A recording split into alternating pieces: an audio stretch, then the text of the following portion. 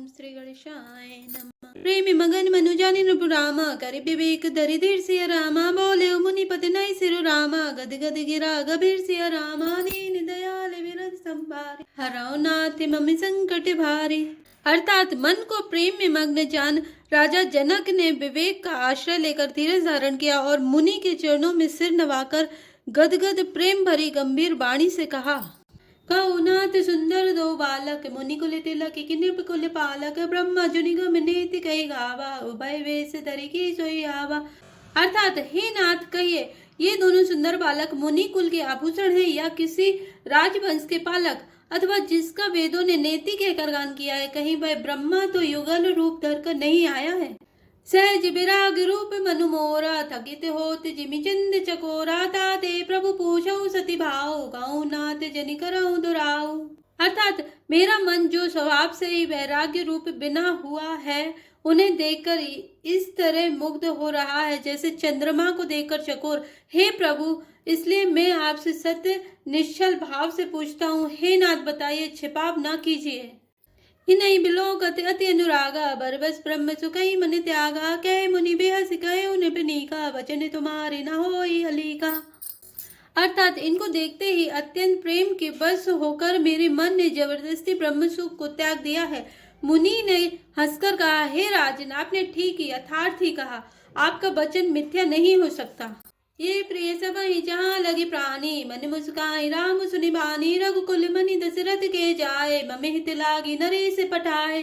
अर्थात जगत में जहाँ तक जितने भी प्राणी हैं ये सभी को प्रिय हैं। मुनि की रहस्य भरी वाणी सुनकर श्री राम जी मन ही मन मुस्कुराते हैं, हंसकर मानो संकेत करते हैं कि रहस्य खोलिए नहीं। तब मुनि ने कहा, ये रघुकुल मणि महाराज दशरथ के पुत्र हैं, मेरे हित के लिए राजा ने इन्हें मेरे साथ भेजा है। राम लखन दो बंधु बर रामा रूपशील बलिदान सिया रामा मख राख्यो सबु साखी जगु रामा जिते असुर संग्राम सिया रामा दीन दयाल विरत संभारे हराओ नाथ मम संकट भारी। अर्थात ये राम और लक्ष्मण दोनों श्रेष्ठ भाई हैं, शील और बल के धाम हैं। सारा जगत इस बात का साक्षी है कि इन्होंने युद्ध में असुरों को जीतकर मेरे यज्ञ की रक्षा की है। मुनि तब चरण देख कह राओ कही न सकाओ निज पुण्य प्रभाव सुंदर श्याम गौर दो भ्राता आनंद हो के आनंद दाता। अर्थात राजा ने कहा, हे मुनि, आपके चरणों के दर्शन कर मैं अपना पुण्य प्रभाव कह नहीं सकता। ये सुंदर श्याम और गौर वर्ण के दोनों भाई आनंद को भी आनंद देने वाले हैं। इनके प्रीति परस पर पावनी कही न जाय मन भाव सुहावनी सुनाऊ नाथ के मुदित विदेहु ब्रह्म जीव इव सहज स्नेहु।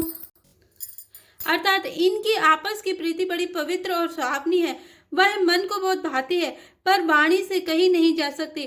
विदेह जनक जी आनंदित होकर कहते हैं, हे नाथ सुनिए, ब्रह्मा और जीव की तरह इनमें स्वाभाविक प्रेम है। पुण्य पुनि प्रभु चितब नर नाओ पुलक गाते और अधिक उछाओ मुनई प्रशंसे नई पद सेसु चले लवाई नगर अभिनीसु। अर्थात राजा बार बार प्रभु को देखते हैं, दृष्टि वहां से हटना ही नहीं चाहती। प्रेम से शरीर पुलकित हो रहा है और हृदय में बड़ा उत्साह है। फिर मुनि की प्रशंसा करके और उनके चरणों में सिर नवाकर राजा उन्हें नगर में लेवा चले। सुंदर सदन सुगत सब काला तहाँ बासुले दीन भुआला करी पूजा सब विधि से विकाए गयो राव ग्रह विदा कराए। अर्थात एक सुंदर महल जो सब समय सभी ऋतुओं में सुखदायक था, वहां राजा ने उन्हें ले जाकर ठहराया। तदंतर सब प्रकार से पूजा और सेवा करके राजा विदा मांगकर अपने घर गए। ऋषय संग रघुवंश मनि रामा करी भोजनु विश्राम सिया रामा बैठे प्रभु भ्राता सहित रामा दिवस रहा भरि जमु सिया रामा दीन दयाल बिरत संभा रहो नाथ मम संकट भारी। अर्थात रघुकुल के शिरोमणि प्रभु श्री रामचंद्र जी ऋषियों के साथ भोजन और विश्राम करके भाई लक्ष्मण समेत बैठे। उस समय पहर भर दिन रह गया था। लगन हृदय लाल सब शेषी जाय जनकपुर आए देखी प्रभु भय बहुरी मुनि सकुचाए प्रकट न कई मन ही मुस्काई। अर्थात लक्ष्मण के हृदय में विशेष लालसा है कि जाकर जनकपुर देख आवे, परंतु प्रभु श्री रामचंद्र जी का डर है और फिर मुनि से भी सुख हैं, इसलिए प्रकट में कुछ नहीं कहते, मन ही मन मुस्कुरा रहे हैं। रामे अनुज मन की गति जाने भगत बचलता ही उलसाने परम विनीत सकुच मुस्काए बोले गुर अनुशासन पाए। अर्थात अंतर्यामी श्री रामचंद्र जी ने छोटे भाई के मन की दशा जान ली। तब उनके हृदय में भक्त वत्सलता उमड़ आए। वे गुरु की आज्ञा पाकर बहुत ही विनय के साथ सकुचाते हुए मुस्कुराकर बोले, नाथ लखनपुर देखन जाए, प्रभु सकोच डर प्रगट न काए, जो राउर आए सुमें पावो, नगर दिखाए तुरंत ले आवो। अर्थात हे नाथ, लक्ष्मण नगर देखना चाहते हैं, किंतु प्रभु आपके डर से और संकोच के कारण स्पष्ट नहीं कहते। यदि आपकी आज्ञा पाऊं तो मैं इनको नगर दिखलाकर तुरंत ही वापस ले आऊं। सुनि मुनीस के वचन सप्रीति, कसन राम तुम राघो नीति, धर्म से तु पालक तुम दाता, प्रेमी विवश सेवक सुखदाता। अर्थात यह सुनकर मुनीश्वर विश्वामित्र जी ने प्रेम सहित वचन कहे, हे राम, तुम नीति की रक्षा कैसे न करोगे। हे तात, तुम धर्म की मर्यादा का पालन करने वाले और प्रेम के वशीभूत होकर सेवकों को सुख देने वाले हो। जाय देखी आवो नगर रामा, सुख निदान दो भाई सिया रामा, करो सुफल सबके नयन रामा, सुंदर वदन दिखाई सिया रामा, दीन दयाल विरत संभारी, हरौ नाथ मम संकट भारी। अर्थात सुख के निदान दोनों भाई जाकर नगर देखाओ, अपने सुंदर मुख दिखलाकर सब नगर वासियों के नेत्रों को सफल करो। मुनि पद कमल बंद दो भ्राता, चले लोक लोचन सुखदाता, बालक वृंद देखे अति शोभा, लगे संग लोचन मनु लोभा। अर्थात सब लोगों के नेत्रों को सुख देने वाले दोनों भाई मुनि के चरण कमलों की वंदना करके चले। बालकों के झुंड इनके सौंदर्य की अत्यंत शोभा देखकर साथ लग गए। उनके नेत्र और मन इनकी माधुरी पर लुभा गए। पीत बसन परिकर कटि भाता, चारु चाप सरसोहत हाथा, तर अनुहरत सुचंदन घोरी, श्यामल गौर मनोहर जोरी। अर्थात दोनों भाइयों के पीले रंग के वस्त्र हैं, कमर के पीले दुपट्टे में तरकस बंधे हैं, हाथों में सुंदर धनुष बाण सुशोभित है। श्याम और गौर वर्ण के शरीर के अनुकूल, अर्थात जिस पर जिस रंग का चंदन अधिक भवे उस पर उसी रंग के सुंदर चंदन की खौर लगी है। सावरे और गोरे रंग की मनोहर जोड़ी है। केरी कंदर बाहु विशाला, उरे तिरुचिर नाग मणिमाला, सुभग सोन सरसिरो लोचन, बदन मयंक ताप त्रय मोचन। अर्थात सिंह के समान पुष्ट गर्दन, गले का पिछला भाग है, विशाल भुजाएं हैं, चौड़ी छाती पर अत्यंत सुंदर गज मुक्ति की माला है, सुंदर लाल कमल के समान नेत्र है, तीनों तापों से छुड़ाने वाले चंद्रमा के समान मुख हैं।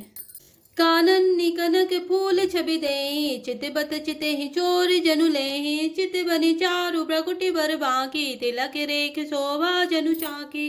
अर्थात कानों में सोने के कर्ण फूल अत्यंत शोभा दे रहे हैं और देखते ही देखने वाले के चित्त को मानो चुरा लेते हैं। उनकी चितवन दृष्टि बड़ी मनोहर है और भौएं तिरछी एवं सुंदर हैं। माथे पर तिलक की रेखाएं ऐसी सुंदर है मानो मूर्तिमती शोभा पर मुहर लगा दी गई हो। रुचिर चौतनी सुबक सिर रामा, मेचक कुंचित के सिया रामा, नख सिक सुंदर बंद दो रामा, शोभा सकल सुदेशिया रामा, नीति दयाल विरत संभारी, हरौ नाथ मम संकट भारी। अर्थात सिर पर सुंदर चौकोनी टोपियां दिए हैं, काले और घुंघराले बाल हैं। दोनों भाई नख से लेकर शिखा तक, एड़ी से चोटी तक सुंदर है और सारी शोभा जहाँ जैसी चाहिए वैसी ही है। देखने नगर भूप सुत आए, समाचार पूर्व सही पाए, धाय धाम काम सब त्यागी, मनऊ रंग निधि लूटने लागी। अर्थात जब पूर्ववासियों ने यह समाचार पाया कि दोनों राजकुमार नगर देखने के लिए आए हैं, तब वे सब घर बार और सब कामकाज छोड़कर ऐसे दौड़े मानो दरिद्री धन का खजाना लूटने दौड़े हों। निरखी सहज सुंदर दो भाई, होय सुखी लोचन फल पाए, जुवती भवन जरो खई लागी, निरखी राम रूपे अनुरागी। अर्थात स्वभाव ही से सुंदर दोनों भाइयों को देखकर वे लोग नेत्रों का फल पाकर सुखी हो रहे हैं। युवती स्त्रियां घर के झरोकों से ही लगी हुई प्रेम सहित श्री रामचंद्र जी के रूप को देख रही हैं। कहीं परस्पर बचन सप्रीति, सखी इन कोटिका में छवि जीती, सुर नरे असुर नाग मुनि माए, शोभा सुनियति नाहि। अर्थात वे आपस में बड़े प्रेम से बातें कर रही हैं। हे सखी, इन्होंने करोड़ों कामदेव की छवि को जीत लिया है। देवता मनुष्य असुर नाग और मुनियों में ऐसी शोभा तो कहीं सुनने में नहीं आती। विष्णुचारी भुज विधि मुखचारी बिकट बेस मुख पंच पुरारी पर देव असुको न आए यह छवि सखी पट तरी जाए। अर्थात भगवान विष्णु की 4 भुजाएं, ब्रह्मा जी के 4 मुख हैं, शिव जी का विकट भयानक वेश है और उनके 5 मुख हैं। हे सखी, दूसरा देवता भी कोई ऐसा नहीं है जिसके साथ यह छवि की उपमा दी जाए।